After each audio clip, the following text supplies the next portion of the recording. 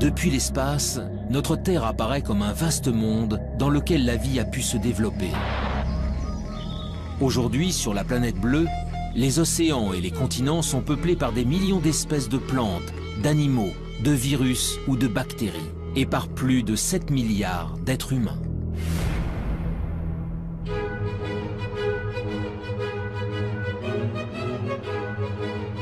Mais dans l'immensité de l'univers, notre Terre n'est rien d'autre qu'un minuscule confetti. Loin, très loin de nous, se trouvent des milliards de galaxies, d'étoiles et de planètes. Alors, est-il possible que parmi ces mondes inconnus, situés à des années-lumière du nôtre, d'autres êtres vivants aient pu prospérer? La vie sur Terre serait-elle une exception, le fruit d'un hasard unique et singulier?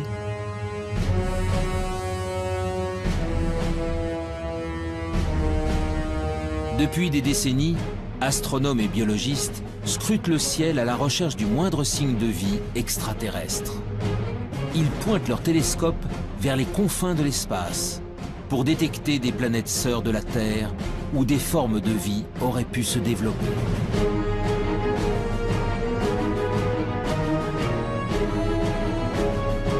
Dans le monde entier, des hommes et des femmes tentent de résoudre enfin l'une des plus grandes énigmes de l'humanité. Sommes-nous seuls dans l'univers?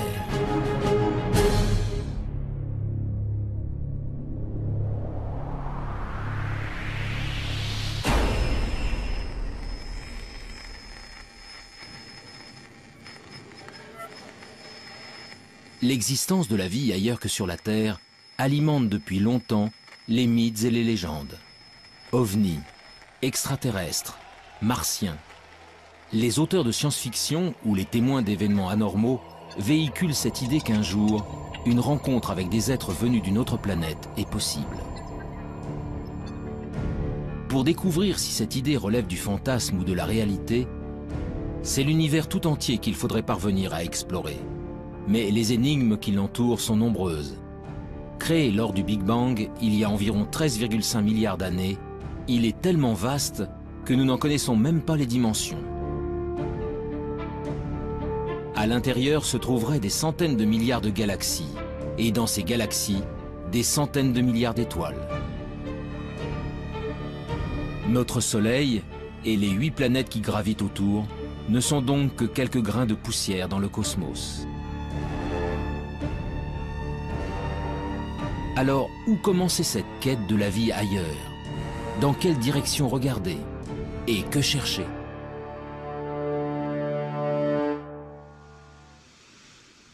Il y a 50 ans, un ambitieux programme de recherche a tenté le premier de répondre à ces questions.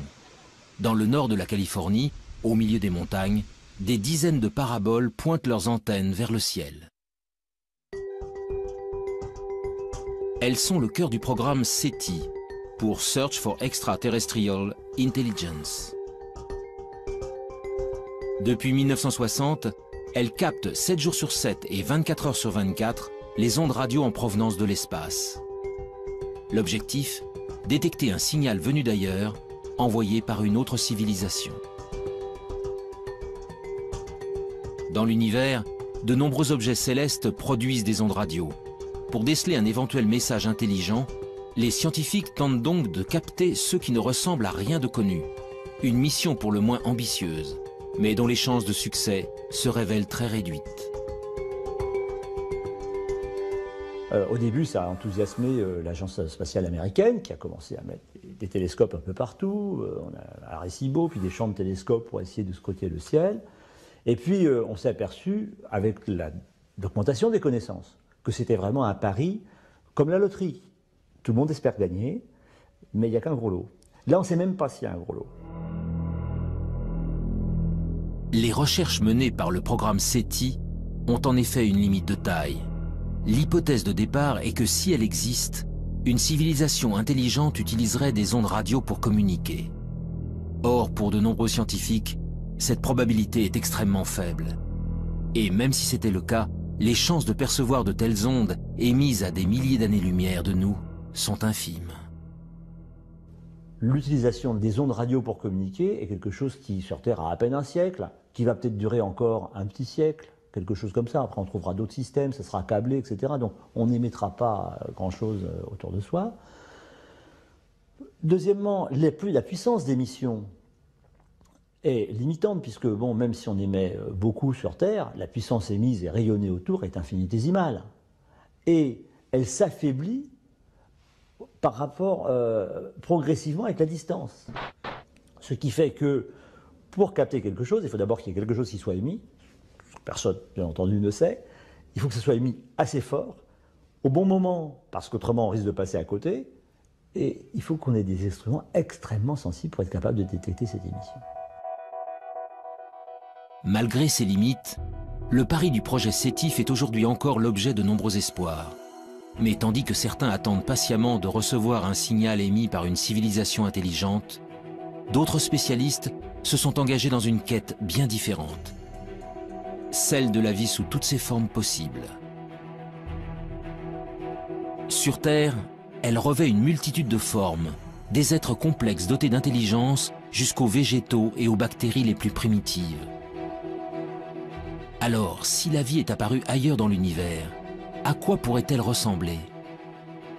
Pour le savoir, il faut d'abord définir précisément ce qu'est le vivant, et surtout connaître en détail les ingrédients essentiels à son apparition.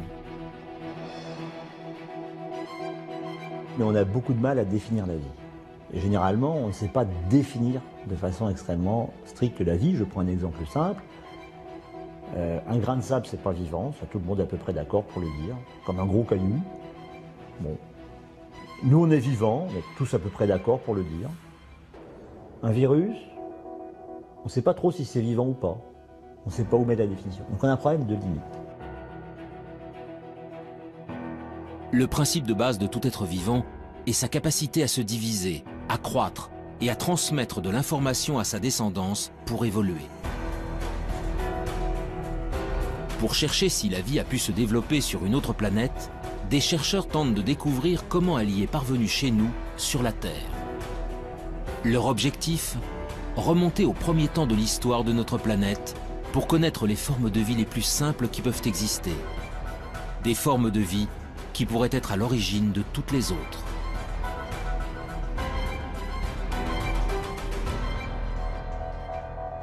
Nous sommes au Centre de biophysique moléculaire d'Orléans.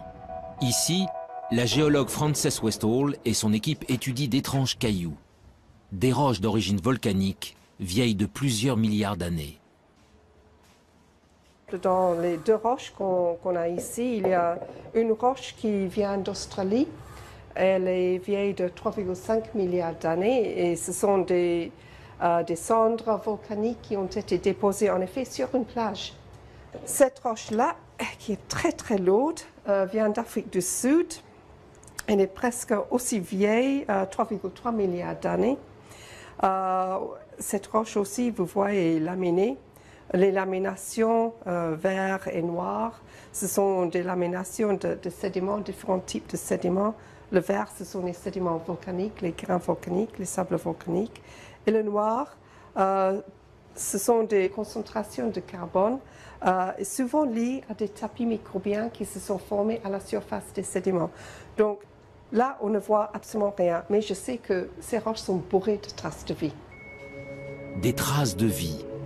En d'autres termes, des micro-organismes primitifs et ancestraux. Voilà donc ce que contiendraient ces roches venues d'un autre âge. Sous l'œil d'un puissant microscope électronique, le tapis de microbes fossilisés se révèle dans ses moindres détails.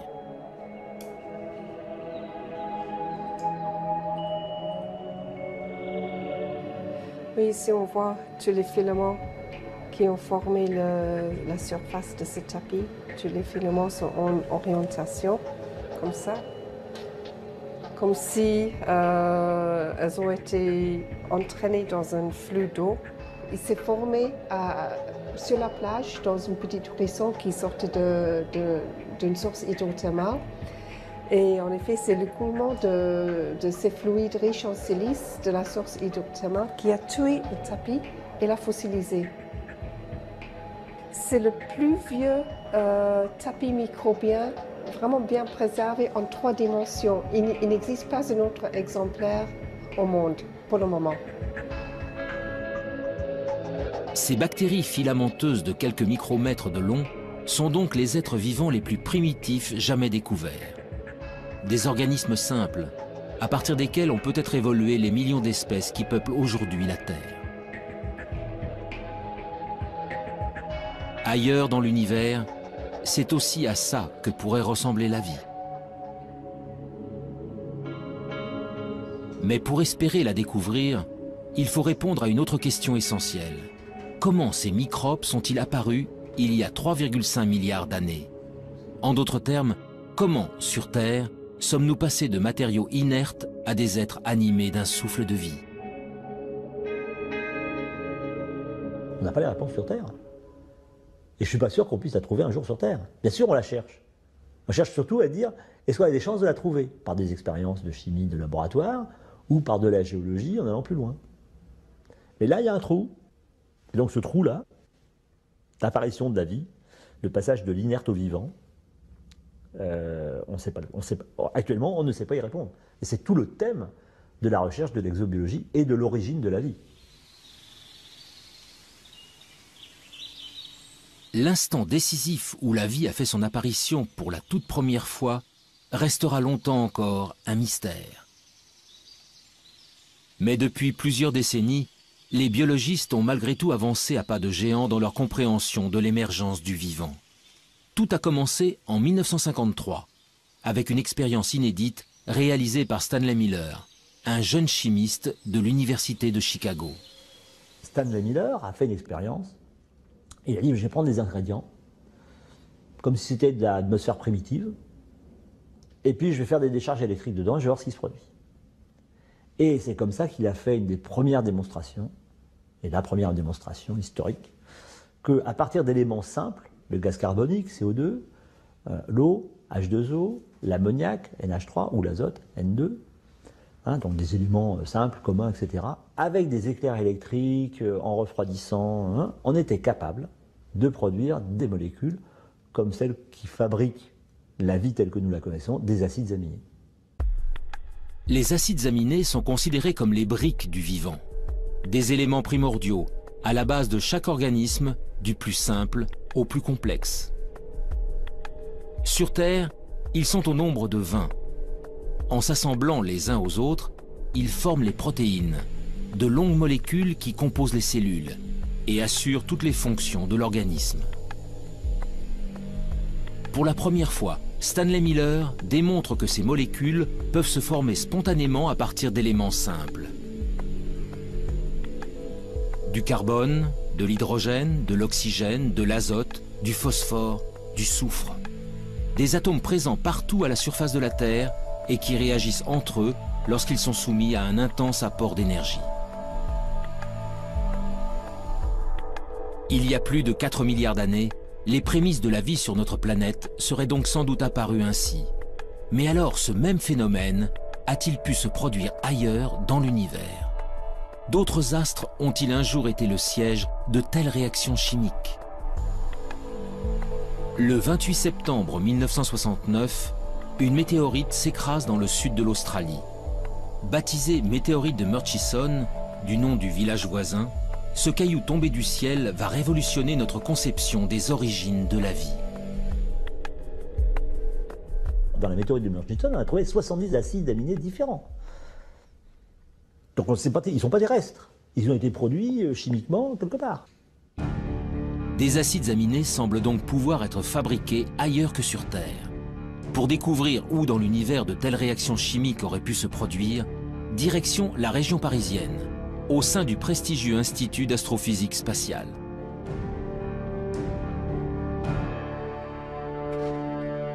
Ici, Louis Dandecourt et son équipe s'intéressent depuis de longues années à des corps célestes bien particuliers, les comètes.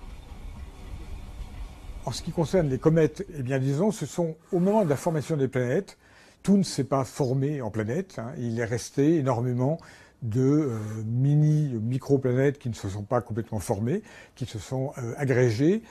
Donc tous les grains qui sont des grains souvent de matière minérale, des grains de sable à la limite, se sont recouverts d'eau sous forme de glace, bien entendu, hein, c'est pas de l'eau liquide. Et ces objets, quand ils se rapprochent près du Soleil, la glace fond, elle pousse les poussières qui se sont agglomérées au départ, et c'est ces poussières qui font qu'on voit une très belle queue sur les comètes. Ces agrégats de roches venus du fond des âges, Louis Dandecourt tente d'en reproduire la structure dans son laboratoire. Son objectif ?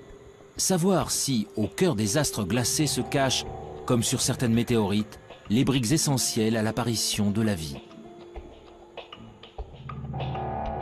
À l'intérieur de cette petite enceinte sous vide, le chercheur injecte un mélange de gaz identique à ceux présents sur les comètes. De la vapeur d'eau, du méthanol, de l'ammoniac, du monoxyde de carbone. Puis il fait descendre le thermomètre jusqu'à -196 degrés, soit précisément la température régnant dans le vide intersidéral, aux confins de notre système solaire. C'est ainsi qu'il reconstitue artificiellement de la glace cométaire. Pendant 2 semaines, le mélange est bombardé par des rayons UV. Un rayonnement puissant qui équivaut à l'intensité émise par la lumière des étoiles pendant 1 million d'années.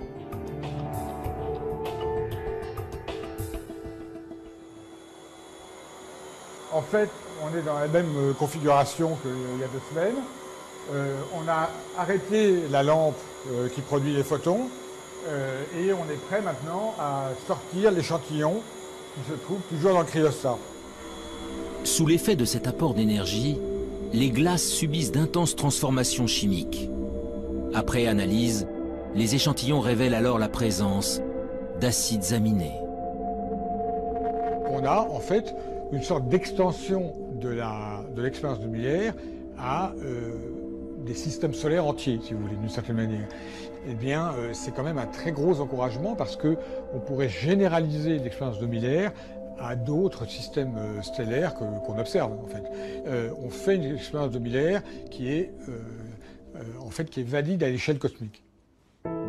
Les acides aminés, les briques fondamentales du vivant, se formeraient donc spontanément au cœur des comètes. Il y a bien longtemps, c'est peut-être même grâce à ces corps célestes que les premiers d'entre eux sont arrivés sur notre planète. Selon certains spécialistes, la vie sur Terre pourrait ainsi avoir une origine extraterrestre, une origine cométaire. Cette découverte est un grand pas dans la recherche de la vie ailleurs, car si les comètes ont pu ensemencer la Terre, elles ont peut-être également apporté des acides aminés sur d'autres planètes. Les premiers ingrédients indispensables à la vie pourraient donc se trouver n'importe où dans l'univers. Mais malgré tout, la présence d'acides aminés n'est pas forcément synonyme de vie. Alors les acides aminés sont encore des molécules un peu simples. Et quand vous prenez des acides aminés et que vous les raboutez bout à bout, si vous en mettez plusieurs centaines, vous commencez à avoir des petites protéines. Donc on peut essayer de comprendre ce qui se passe pour fabriquer des molécules de plus en plus complexes, molécules qui seraient capables de s'auto-reproduire à un moment, ce qu'on appelle de l'autoréplication, et puis finalement de s'auto-organiser et donc de créer par exemple des longues chaînes moléculaires qui sont à la base du vivant. Pour évoluer vers la vie, les briques élémentaires doivent donc s'assembler, s'organiser et acquérir la capacité de se multiplier. Or, de telles réactions ne peuvent se produire que dans des conditions très précises. Les conditions d'apparition de la vie, il faut les ingrédients de base, donc carbone, hydrogène, oxygène, azote, phosphore, soufre, et encore toute une ribambelle de produits dans très petites quantités. Il faut un milieu dans lequel cela puisse se produire. En clair, c'est la chimie dans un milieu liquide, et le milieu liquide naturel, c'est l'eau. Donc il faut qu'il y ait de l'eau. Et pour que ces réactions puissent se produire et s'entretenir, il faut qu'il y ait des sources d'énergie. C'est de la chaleur, des éclairs, qui transmettent de l'énergie à des nouvelles molécules. Ils sont capables donc de générer des nouvelles molécules de plus en plus complexes. De l'eau, de l'énergie, et des ingrédients de base capables de former des molécules complexes comme les acides aminés. Voilà donc les éléments essentiels à l'émergence du vivant. Grâce aux comètes, les acides aminés peuvent potentiellement se trouver sur n'importe quel astre rocheux. Le Soleil et les milliards d'étoiles de l'univers apportent quant à eux de l'énergie en grande quantité à toutes les planètes. L'eau, en revanche, l'eau sous forme liquide, est une ressource extrêmement rare. Partir en quête de la vie extraterrestre revient donc à chercher les endroits où de l'eau pourrait exister. Des endroits que les scientifiques ont baptisés les zones d'habitabilité. Où est-ce qu'on peut trouver ça? Dans quelle région autour d'un soleil on peut trouver ces conditions? Alors, pour simplifier, la zone habitable, c'est si je prenais la Terre et que je sois capable de la déplacer plus ou moins près de son soleil, il y a un moment où ça va chauffer beaucoup quand je m'en rapproche, hein, il y aura une telle chaleur en surface que l'eau ne pourra exister que sous forme de vapeur. Il n'y aura plus d'eau liquide. Si je m'éloigne, il va faire de plus en plus froid parce que je reçois de moins en moins d'énergie. Toute l'eau va se condenser, va devenir glacée. Donc je sortirai de la zone habitable. Donc ça me définit une zone habitable. Pour que de l'eau liquide subsiste à la surface d'une planète, celle-ci doit donc se trouver à la bonne distance de son étoile, ni trop loin, ni trop près. Dans notre système solaire, seule la Terre se trouve au cœur de la zone d'habitabilité. Mais pour de nombreux spécialistes, l'une de nos voisines pourrait, elle aussi, avoir abrité de l'eau dans le passé. Il s'agit de la planète Mars.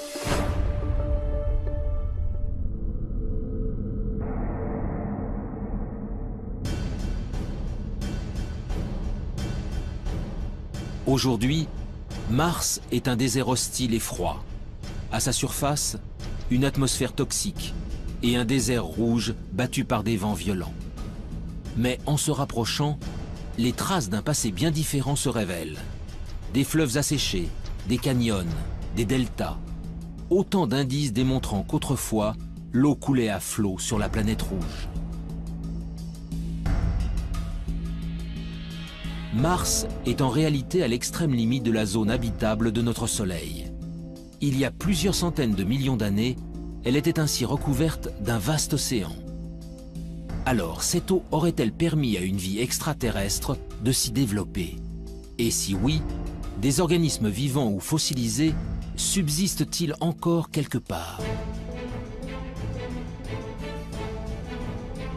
Depuis quelques décennies, la planète Mars fait l'objet de toutes les attentions. Américains, Russes, Européens y ont déjà envoyé près de 50 missions pour en percer les mystères. La dernière en date s'appelle Curiosity.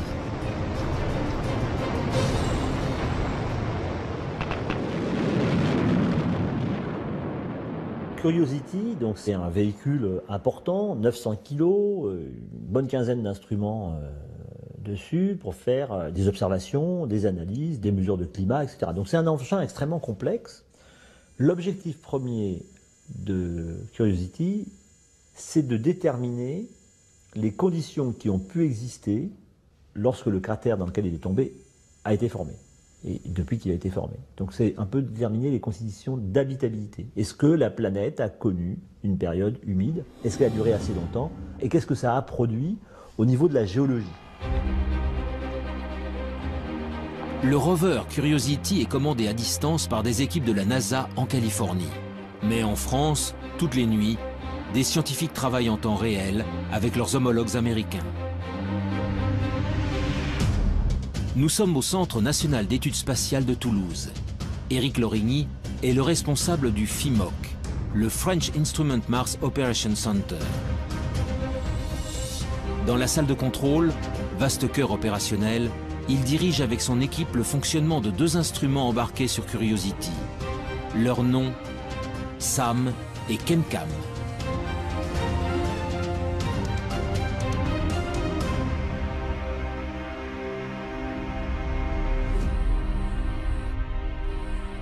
L'instrument KEMCAM est un instrument qui envoie un laser sur des roches Donc il envoie la puissance d'une centrale nucléaire sur 1 cm². Donc ça crée une explosion momentanée, mais très petite, sur la roche. Ça la met en fusion et la lumière émise par cette roche en fusion est analysée ensuite par des spectromètres qui permettent de savoir exactement la nature de la roche. L'instrument SAM, il analyse, donc il récupère des échantillons et il peut analyser soit de l'atmosphère, soit des échantillons solides et après déterminer là très finement la nature exacte de ce qu'il y a à l'intérieur de ces roches ou de cette atmosphère.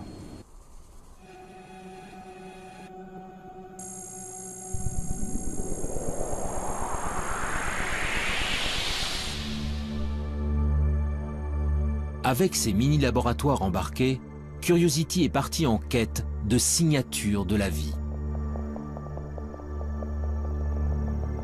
Très vite, ses premières analyses confirment que de l'eau a bel et bien coulé autrefois à la surface de la planète rouge. Mais pour naître et pour se développer, la vie a besoin de millions d'années. Alors, le précieux liquide est-il resté suffisamment longtemps? Pour le savoir, Curiosity a déployé son bras robotisé pour creuser le sol martien. Nous avons fait 2 forages à l'intérieur de la planète Mars. Donc ce sont des trous de 6 cm à peu près de profondeur et qui font le diamètre d'une pièce de 1 centime. Voilà. Et ces 2 forages que nous avons faits nous ont permis de découvrir de l'argile et de l'argile dans un milieu sans oxygène où la vie pourrait naître. L'argile est le fruit d'une longue dégradation de la roche par de l'eau. Sa présence est donc la preuve irréfutable que l'eau liquide a existé pendant longtemps sur le sol martien. Mais si la vie est un jour apparue sur la planète rouge, il est impossible qu'elle subsiste aujourd'hui en surface. Car Mars est en permanence soumise aux rayons cosmiques venus de l'espace. Des rayons puissants qui détruisent instantanément toute molécule organique. Le seul espoir viendrait donc des profondeurs de la roche.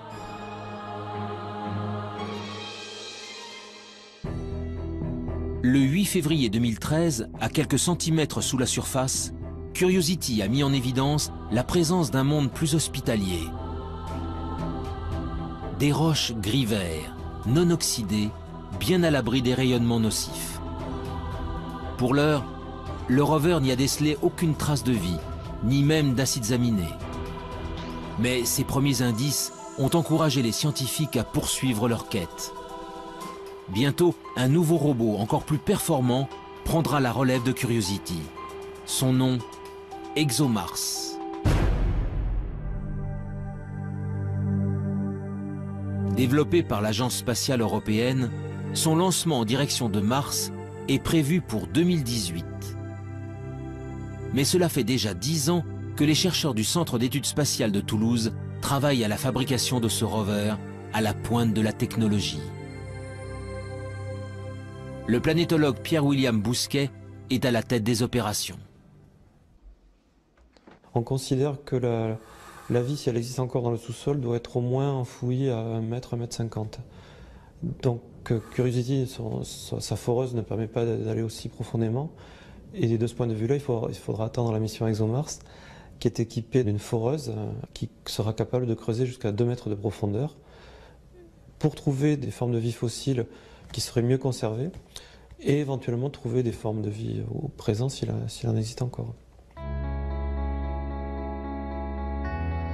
Cette foreuse permettra à ExoMars d'effectuer des prélèvements réguliers à une profondeur jamais atteinte. Grâce à une batterie d'instruments embarqués, il analysera ensuite les échantillons, en quête du moindre indice de vie actuelle ou fossilisé. En attendant que la planète rouge ne livre tous ses secrets, la recherche de la vie extraterrestre continue ailleurs dans le système solaire.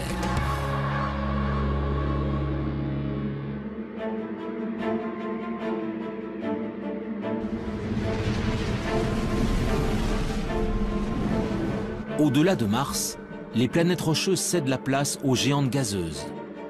À plus de 800 millions de kilomètres de la Terre, Jupiter et Saturne sont les planètes les plus imposantes du système solaire.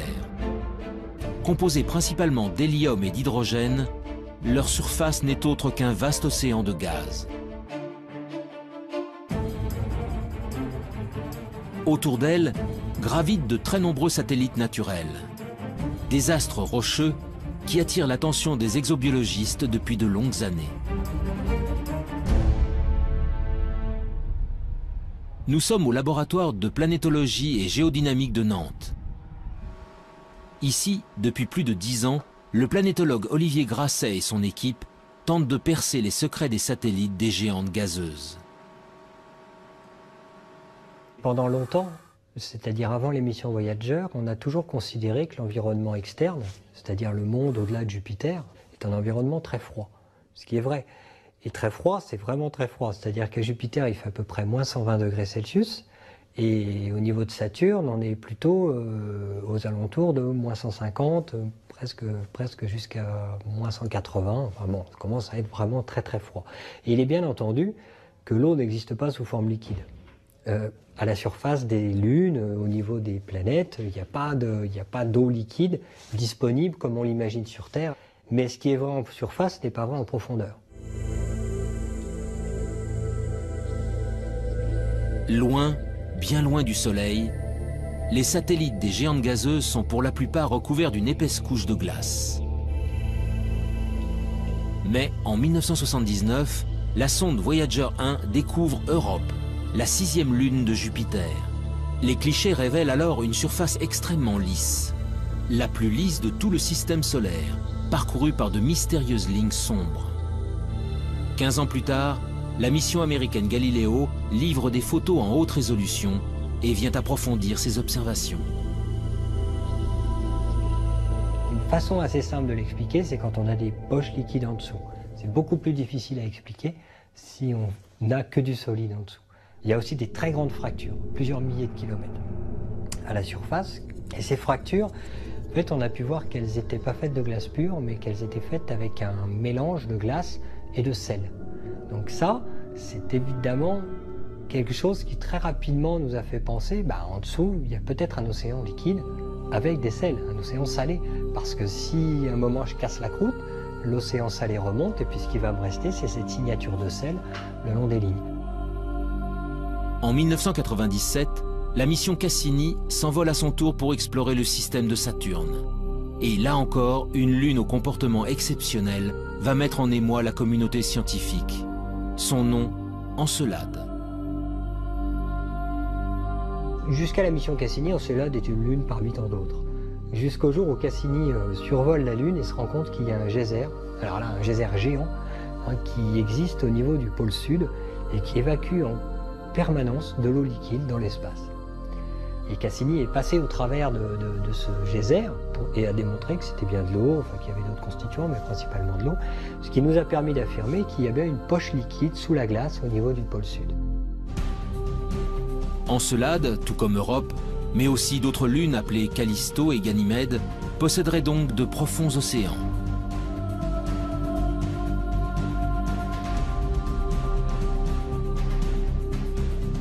Mais cette eau est enfouie sous des kilomètres de glace dans l'obscurité la plus totale. Dès lors, peut-elle malgré tout héberger des êtres vivants? Sans aucun apport de lumière, la vie est-elle capable de subsister? En parallèle à l'exploration spatiale, on a poursuivi avec des moyens nouveaux l'exploration de la Terre, d'autres disciplines scientifiques. Et ils ont découvert qu'il y avait des organismes, des micro-organismes essentiellement, mais même des organismes supérieurs, qui vivaient dans des conditions tout à fait particulières. Et ils ont appelé ça des extrémophiles. Donc ça voulait dire que la vie aurait pu exister et se développer sur ces corps célestes dans des conditions beaucoup plus larges que les conditions physiques qu'on connaissait au départ sur la Terre. Pour les spécialistes, ces organismes ultra résistants seraient donc capables de survivre dans les océans enfouis des satellites glacés. Mais pour que de telles formes de vie apparaissent, un autre élément se révèle essentiel. Cette eau liquide doit être en contact avec des roches, de la matière minérale susceptible d'apporter les molécules de base à la chimie du vivant. Une nouvelle question s'est alors posée aux scientifiques. Ces océans profonds reposent-ils bel et bien sur un fond rocheux? Après de nombreux calculs, la réponse est apparue. Pour Ganymède et Callisto, cela est impossible. En fait, ces lunes sont vraiment très grosses. Et l'hydrosphère, c'est-à-dire la glace plus l'eau liquide, c'est jusqu'à 700 km d'épaisseur avant de trouver les roches. Et donc en fait, les océans dont on parle, qui sont sous la glace, ne sont pas sous toute la glace, ils sont juste sous la glace de surface. Mais ils ne sont pas non plus en contact avec les roches. Ils sont perchés, ils sont en sandwich en fait, entre de la glace au-dessus et de la glace en dessous. Europe et Encelade, en revanche, sont des astres beaucoup plus petits. Leurs caractéristiques se révèlent ainsi beaucoup plus intéressantes. Quand je m'enfonce, je vais traverser de l'eau sur 100 km à peu près. Puis je vais trouver des roches sur, on ne sait pas exactement, mais 800 km, 900 km. Alors ces 100 km d'eau sont en fait à séparer en deux entités. Il y a la croûte de glace, parce qu'il fait extrêmement froid en surface, donc forcément il y a de la glace. Et puis, quelques kilomètres en dessous, ou quelques dizaines de kilomètres en dessous, on va trouver de l'eau liquide. Cette eau liquide, elle, va être en contact avec les roches. Sur Europe et Encelade, tous les ingrédients semblent réunis pour que la vie puisse se développer. Alors, allons-nous un jour découvrir des êtres vivants dans les entrailles de ces lunes gelées? Des micro-organismes identiques à ceux présents sur Terre, au fin fond des océans?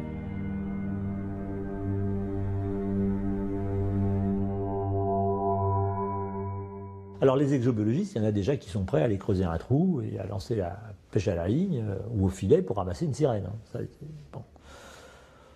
Mais bon, on ne va pas lancer tout de suite le pêcheur. Hein. Pour deux raisons. La première, c'est qu'on va confirmer l'océan, on va essayer de le caractériser. Et puis, le trou, il faut quand même percer profond parce qu'on ne sait pas si entre 5, 10, 18, 20, 100 km d'épaisseur de glace. Sur Terre, l'épaisseur de glace la plus grosse qu'on connaisse, c'est 3 km au pôle sud. Bon, donc 100 km de glace, même 10 km de glace, ça fait beaucoup à trouver quand même. Puis dessous, il y a un petit océan qui fait 10, 20, 100, 1000 km de profondeur. Et c'est pas facile d'y aller. Donc avant d'aller analyser sous de la glace, on a le temps. D'autres missions d'observation seront lancées dans les prochaines décennies pour mieux connaître les satellites de Jupiter et de Saturne. Ce n'est qu'après que l'homme ira y creuser pour découvrir enfin si nous sommes vraiment seuls dans le système solaire.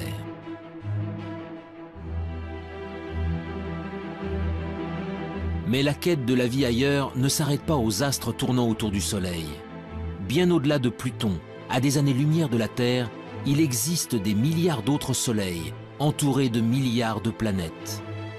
Parmi elles, il existe peut-être une sœur jumelle de la Terre, une planète rocheuse située exactement à la bonne distance de son étoile.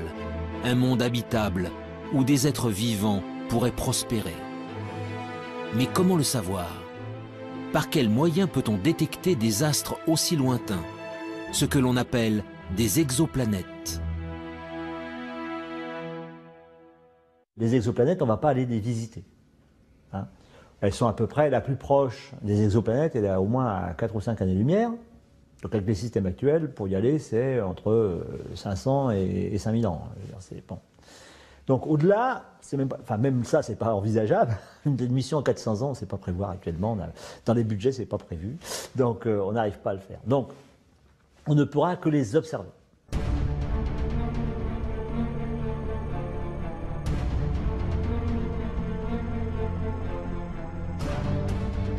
Depuis plus de 10 ans, les astronomes du monde entier pointent donc leurs télescopes vers les confins de la galaxie. La traque des exoplanètes est aujourd'hui l'un des domaines majeurs de l'exobiologie.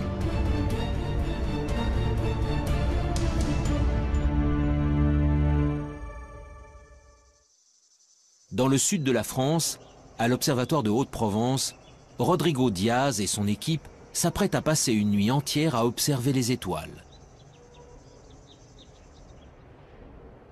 Donc là, on vient de commencer à observer une étoile sur laquelle on soupçonne qu'il y a des compagnons planétaires. C'est une étoile assez proche, qui a à peine 25 années-lumière de la Terre. La recherche d'exoplanètes est un travail de longue haleine. À de telles distances, noyées dans le halo de lumière émis par leur étoile, elles sont en effet parfaitement invisibles.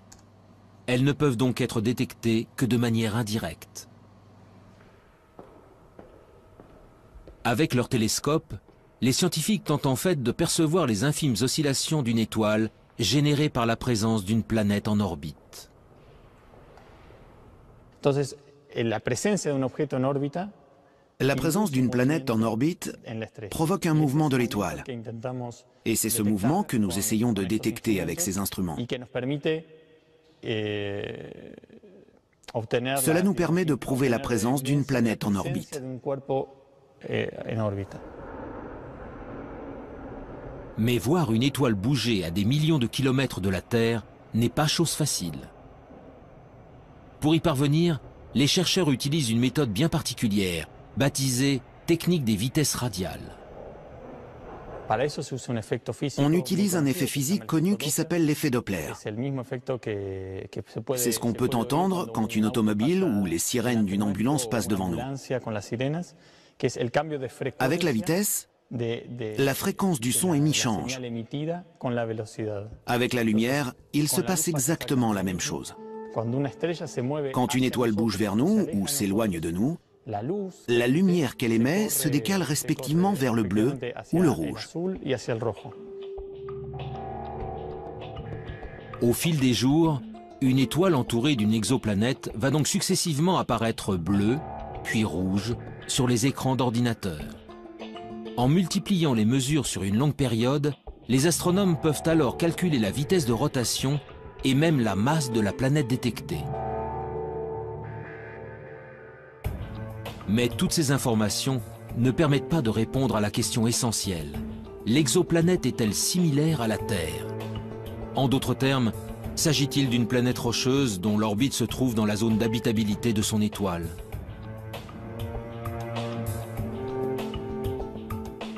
Pour le savoir, il faut recourir à une autre méthode d'observation et s'extraire de l'atmosphère terrestre qui trouble la vision.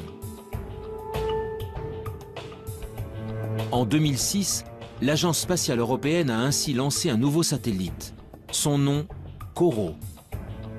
Quelques années plus tard, il fut suivi par un autre appareil mis au point par la NASA et baptisé Kepler. Ces deux engins à la pointe de la technologie sont de véritables chasseurs d'exoplanètes. Les yeux rivés vers l'espace, ils scrutent simultanément des dizaines de milliers d'étoiles. Leur objectif, détecter la survenue de mini-éclipses.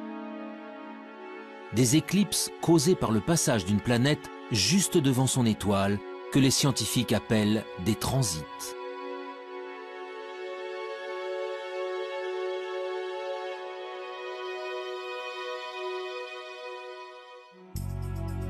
En combinant les données obtenues par les satellites à celles recueillies depuis le sol, les scientifiques peuvent alors mieux connaître la nature des planètes détectées.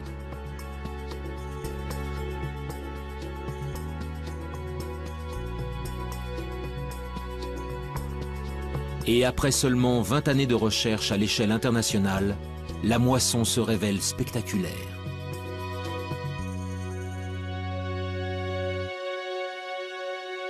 Donc actuellement, on a détecté, alors ça change tous les jours, mais on est à 888 planètes extrasolaires. Et puis, je pense que dans les cartons de COROT, il y a encore 400 planètes qui doivent être à peu près déterminées. On soupçonne qu'elles existent, mais elles ne sont pas formellement démontrées. Et pour Kepler, on doit être autour de 1500 planètes dont on attend de pouvoir confirmer, parce qu'il faut différentes méthodes pour confirmer. La plupart sont des planètes gazeuses qui font 3, 4, 5, 10 fois la masse de Jupiter. Jupiter, c'est 300 fois la masse de la Terre. Donc. Par la méthode des transits et par d'autres méthodes, on a réussi à détecter des planètes qui font à peu près 10 fois la masse terrestre. Donc on a découvert des planètes qui étaient telluriques, rocheuses. Parmi la multitude d'astres décelés, une douzaine de planètes rocheuses suscitent un intérêt tout particulier. Gliese 581G, Kepler 62e, HD 40307G. Derrière ces noms presque imprononçables, se cachent des planètes situées selon toute vraisemblance au cœur de la zone d'habitabilité de leur étoile. Aux confins de la galaxie, ces cousines de la Terre possèdent donc peut-être une atmosphère, un océan d'eau liquide et tous les ingrédients nécessaires à la vie.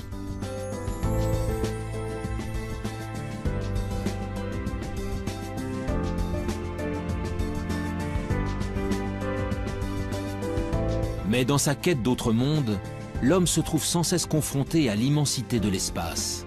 En effet, comment savoir si l'une d'elles héberge effectivement des êtres vivants? Comment détecter une forme de vie à sa surface, à des dizaines d'années-lumière de distance? Ces questions trouveront peut-être un jour des réponses grâce à une nouvelle génération d'instruments.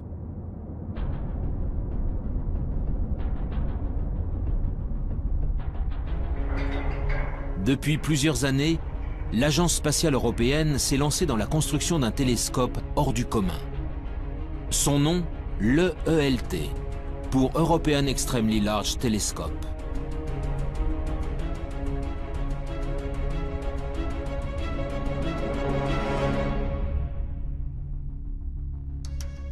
Avec son miroir de 39 mètres de diamètre, il sera 10 fois plus sensible que les télescopes actuels. Sa mise en service n'est pas prévue avant 2020. En attendant, les scientifiques européens s'activent pour construire et assembler chacun des 800 segments qui composeront le gigantesque miroir.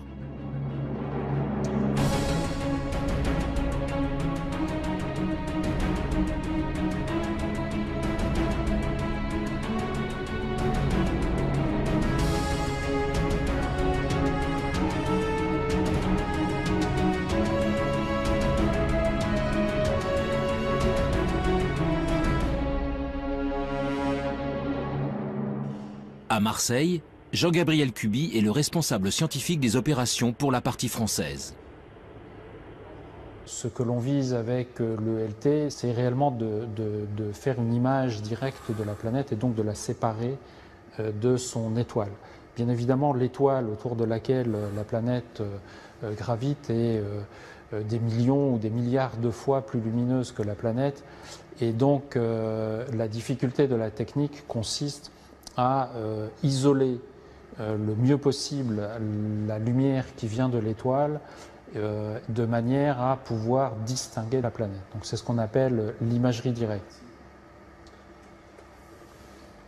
La quête ultime est d'arriver un jour à réaliser des images de planètes relativement semblables à la Terre, en tout cas de même taille, et on espère également pouvoir donc caractériser les atmosphères de ces planètes.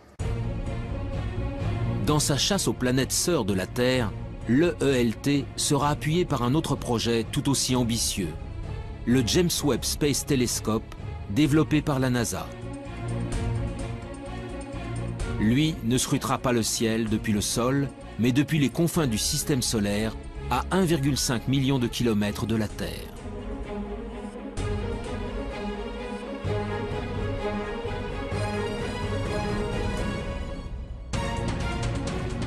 Son lancement n'aura pas lieu avant 2018. Mais déjà, les spécialistes s'enthousiasment devant le pouvoir offert par ce géant du ciel. C'est notamment le cas de Pierre-Olivier Lagage, responsable du service d'astrophysique du commissariat à l'énergie atomique.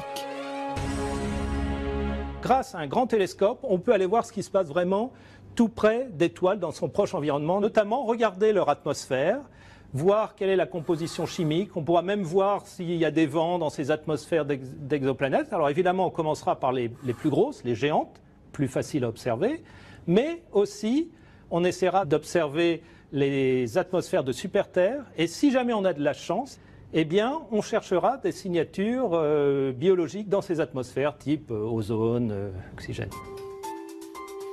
Les signatures biologiques sont des gaz ne pouvant être produits que par des êtres vivants. L'ozone et l'oxygène, par exemple, appartiennent à cette catégorie. Si un jour le James Webb Space Telescope ou l'EELT parviennent à en détecter, si leurs observations sont confirmées et irréfutables, alors nous pourrons enfin dire que nous ne sommes pas seuls dans l'univers.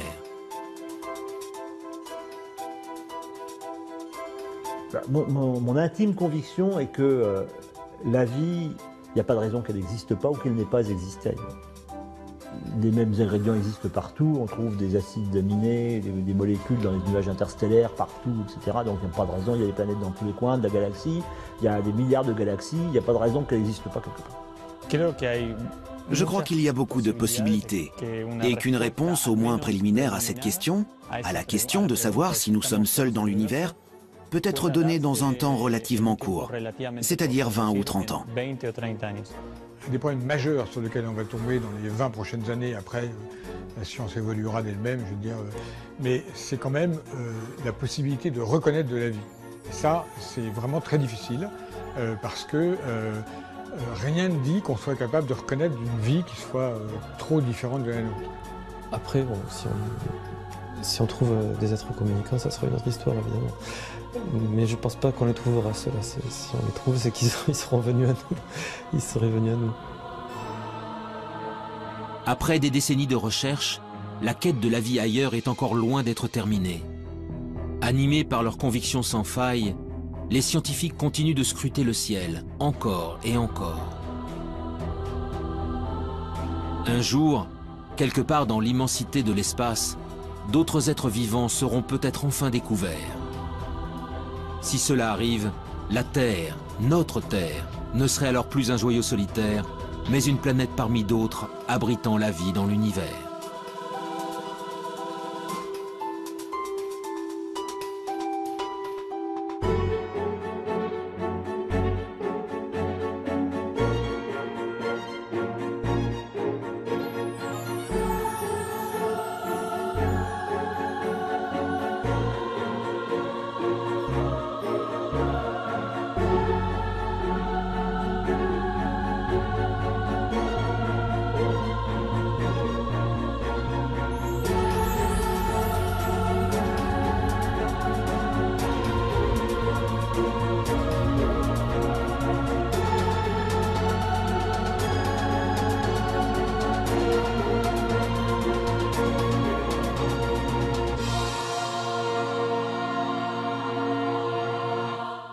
Et de l'argile dans un milieu sans oxygène où la vie pourrait naître. L'argile est le fruit d'une longue dégradation de la roche par de l'eau. Sa présence est donc la preuve irréfutable que l'eau liquide a existé pendant longtemps sur le sol martien. Mais si la vie est un jour apparue sur la planète rouge, il est impossible qu'elle subsiste aujourd'hui en surface. Car Mars est en permanence soumise aux rayons cosmiques venus de l'espace. Des rayons puissants qui détruisent instantanément toute molécule organique. Le seul espoir viendrait donc des profondeurs de la roche.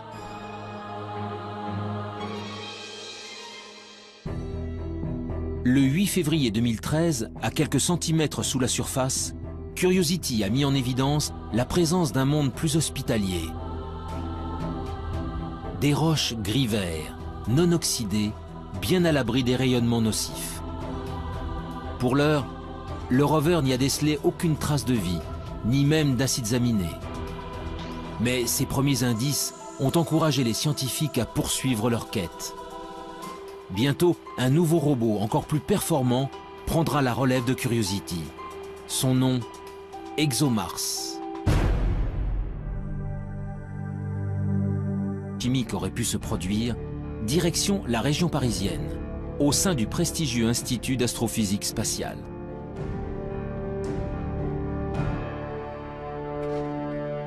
Ici, Louis Dandecourt et son équipe s'intéressent depuis de longues années à des corps célestes bien particuliers, les comètes.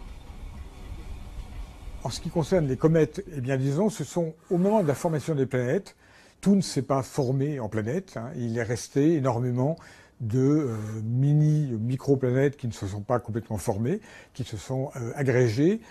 Donc tous les grains qui sont des grains souvent de matière minérale, des grains de sable à la limite, se sont recouverts d'eau sous forme de glace, bien entendu, hein, c'est pas de l'eau liquide.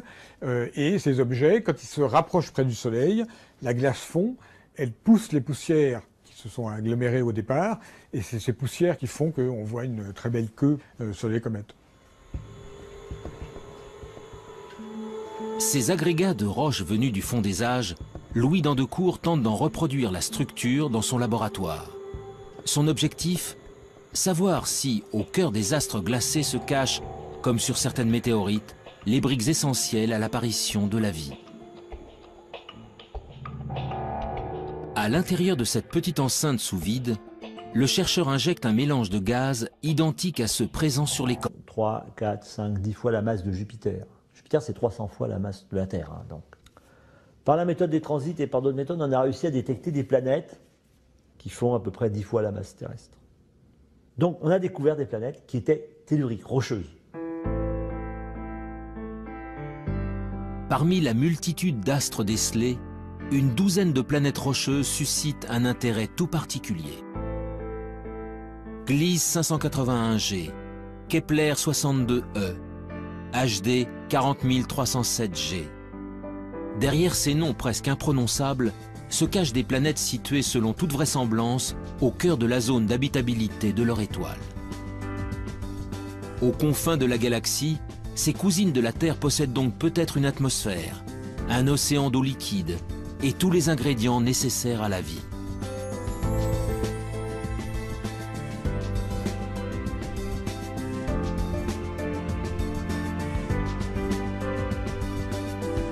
Mais dans sa quête d'autres mondes, l'homme se trouve sans cesse confronté à l'immensité de l'espace. En effet, comment savoir si l'une d'elles héberge effectivement des êtres vivants? Comment détecter une forme de vie à sa surface, à des dizaines d'années-lumière de distance? Ces questions trouveront peut-être un jour des réponses grâce à une nouvelle génération d'instruments. Alors, allons-nous un jour découvrir des êtres vivants dans les entrailles de ces lunes gelées? Des micro-organismes identiques à ceux présents sur Terre, au fin fond des océans?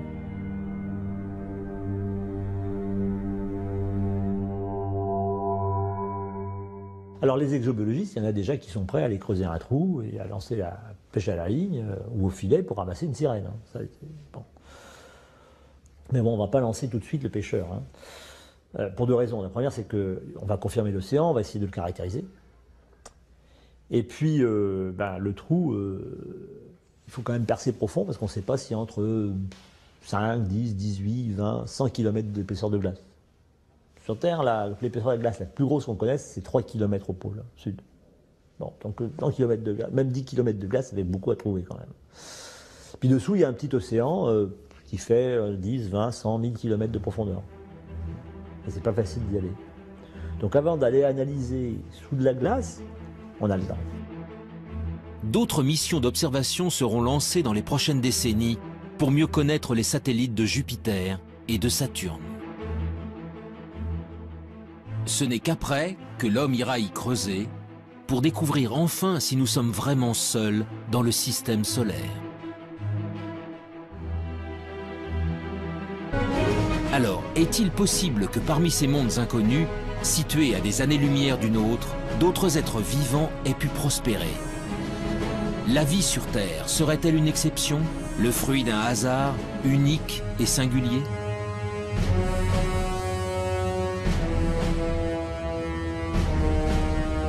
Depuis des décennies, astronomes et biologistes scrutent le ciel à la recherche du moindre signe de vie extraterrestre. Ils pointent leurs télescopes vers les confins de l'espace pour détecter des planètes sœurs de la Terre où des formes de vie auraient pu se développer.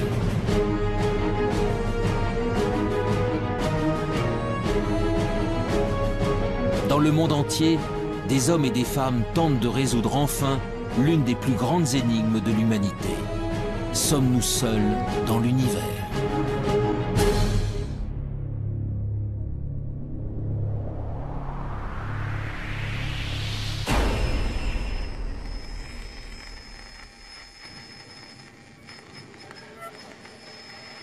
L'existence de la vie ailleurs que sur la Terre alimente depuis longtemps les mythes et les légendes.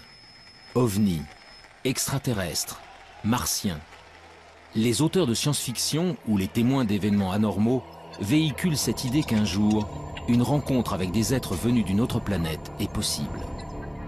NH3 ou l'azote, N2, donc des éléments simples, communs, etc., avec des éclairs électriques, en refroidissant, on était capable de produire des molécules comme celles qui fabriquent la vie telle que nous la connaissons, des acides aminés. Les acides aminés sont considérés comme les briques du vivant, des éléments primordiaux à la base de chaque organisme, du plus simple au plus complexe. Sur Terre, ils sont au nombre de 20. En s'assemblant les uns aux autres, ils forment les protéines, de longues molécules qui composent les cellules et assurent toutes les fonctions de l'organisme. Pour la première fois, Stanley Miller démontre que ces molécules peuvent se former spontanément à partir d'éléments simples. Du carbone, de l'hydrogène, de l'oxygène, de l'azote, du phosphore, du soufre. Des atomes présents partout à la surface de la Terre et qui réagissent entre eux lorsqu'ils sont soumis à un intense apport d'énergie. Il y a plus de 4 milliards d'années, les prémices de la vie sur notre planète seraient donc sans doute apparues ainsi. Mais alors ce même phénomène a-t-il pu se produire ailleurs dans l'univers? D'autres astres ont-ils un jour été le siège de telles réactions chimiques? Le 28 septembre 1969, une météorite... Le système solaire entier, si vous voulez, d'une certaine manière. Eh bien, c'est quand même un très gros encouragement parce qu'on pourrait généraliser l'expérience de Miller à d'autres systèmes stellaires qu'on observe, en fait. On fait une expérience de Miller qui est valide à l'échelle cosmique.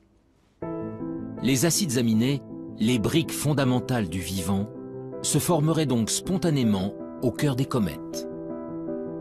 Il y a bien longtemps, c'est peut-être même grâce à ces corps célestes que les premiers d'entre eux sont arrivés sur notre planète. Selon certains spécialistes, la vie sur Terre pourrait ainsi avoir une origine extraterrestre, une origine cométaire. Cette découverte est un grand pas dans la recherche de la vie ailleurs, car si les comètes ont pu ensemencer la Terre, elles ont peut-être également apporté des acides aminés sur d'autres planètes. Les premiers ingrédients indispensables à la vie pourraient donc se trouver n'importe où dans l'univers. Mais malgré tout, la présence d'acides aminés n'est pas forcément synonyme de vie.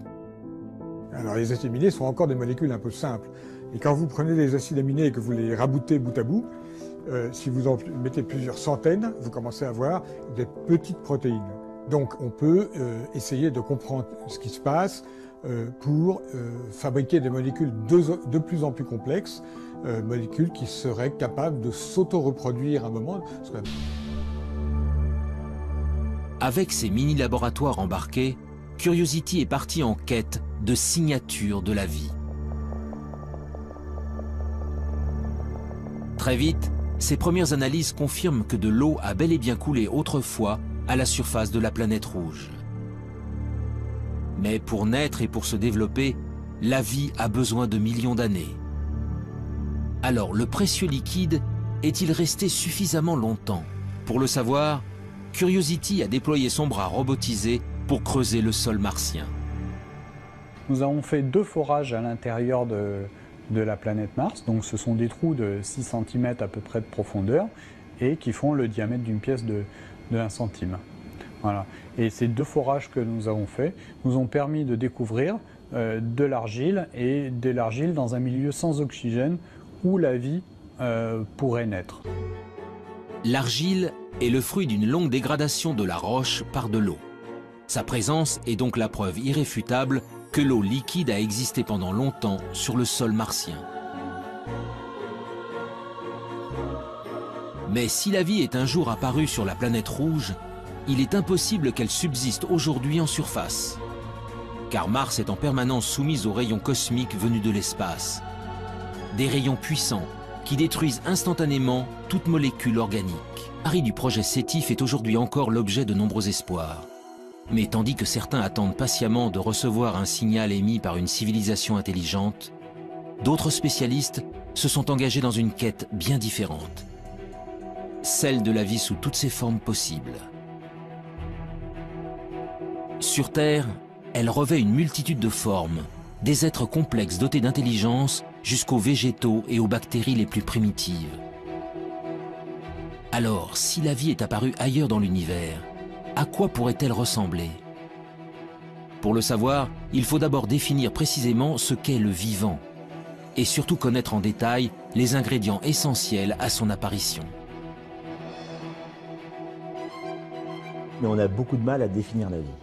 Et généralement, on ne sait pas définir de façon extrêmement stricte la vie. Je prends un exemple simple. Un grain de sable, c'est pas vivant, ça tout le monde est à peu près d'accord pour le dire, comme un gros caillou. Bon. Nous, on est vivants, on est tous à peu près d'accord pour le dire.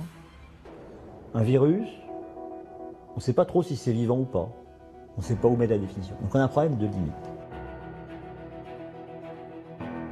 Le principe de base de tout être vivant est sa capacité à se diviser, à croître et à transmettre de l'information à sa descendance pour évoluer. Pour chercher si la vie a pu se développer sur une autre planète, dans l'univers, de nombreux objets célestes produisent des ondes radio. Pour déceler un éventuel message intelligent, les scientifiques tentent donc de capter ceux qui ne ressemblent à rien de connu. Une mission pour le moins ambitieuse, mais dont les chances de succès se révèlent très réduites. Au début, ça a enthousiasmé l'agence spatiale américaine qui a commencé à mettre des télescopes un peu partout. On a Arecibo, puis des champs de télescopes pour essayer de scruter le ciel. Et puis, on s'est aperçu, avec l'augmentation des connaissances, que c'était vraiment un pari comme la loterie. Tout le monde espère gagner, mais il n'y a qu'un gros lot. Là, on ne sait même pas s'il y a un gros lot. Les recherches menées par le programme SETI ont en effet une limite de taille. L'hypothèse de départ est que si elle existe, une civilisation intelligente utiliserait des ondes radio pour communiquer. Or, pour de nombreux scientifiques, cette probabilité est extrêmement faible. Et même si c'était le cas, les chances de percevoir de telles ondes émises à des milliers d'années-lumière de nous sont infimes. L'utilisation des ondes radio pour communiquer est quelque chose qui, sur Terre, a à peine un siècle, qui va peut-être durer encore un petit siècle, quelque chose comme ça. Après, on trouvera d'autres systèmes, ça sera câblé, etc. Donc, on n'émettra pas grand-chose autour de soi. Deuxièmement, la puissance d'émission est limitante, puisque, bon, même si on émet beaucoup... La vie sur Terre serait-elle une exception, le fruit d'un hasard unique et singulier?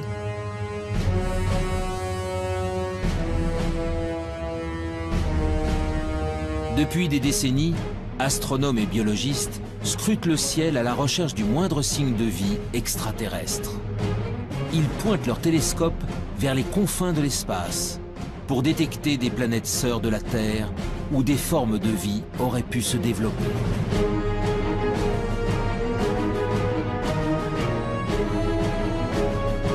Dans le monde entier, des hommes et des femmes tentent de résoudre enfin l'une des plus grandes énigmes de l'humanité. Sommes-nous seuls dans l'univers?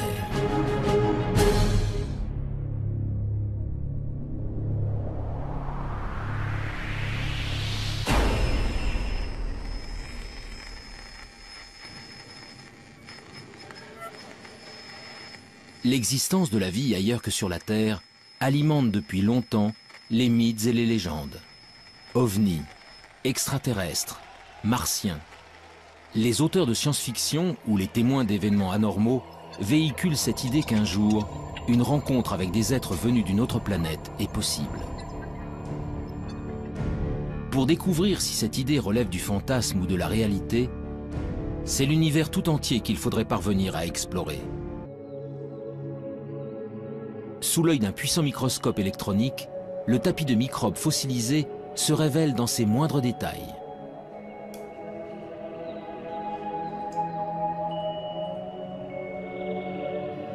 Oui, ici on voit tous les filaments qui ont formé la surface de ce tapis. Tous les filaments sont en orientation, comme ça.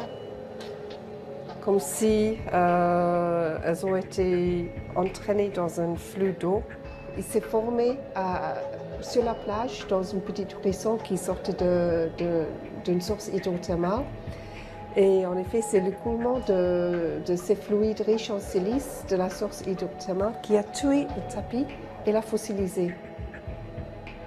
C'est le plus vieux tapis microbien vraiment bien préservé en 3 dimensions. Il n'existe pas un autre exemplaire au monde pour le moment.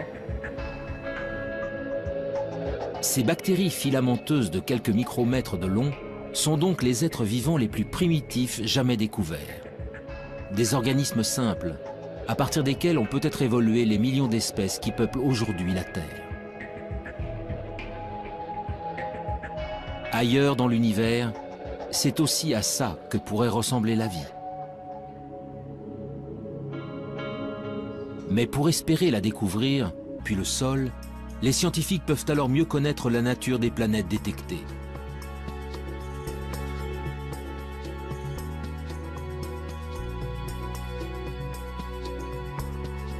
Et après seulement 20 années de recherche à l'échelle internationale, la moisson se révèle spectaculaire.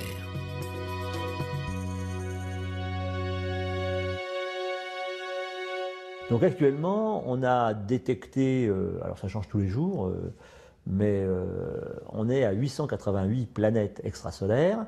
Et puis, je pense que dans les cartons de coraux, il y a encore 400 planètes qui doivent être à peu près déterminées. On soupçonne qu'elles existent, mais elles ne sont pas formellement démontrées. Et pour Kepler, on doit être autour de 1500 planètes dont on attend de pouvoir confirmer, parce qu'il faut différentes méthodes pour confirmer. La plupart sont des planètes gazeuses qui font 3, 4, 5, 10 fois la masse de Jupiter. Jupiter, c'est 300 fois la masse de la Terre. Hein, donc. Par la méthode des transits et par d'autres méthodes, on a réussi à détecter des planètes qui font à peu près 10 fois la masse terrestre. Donc on a découvert des planètes qui étaient telluriques, rocheuses.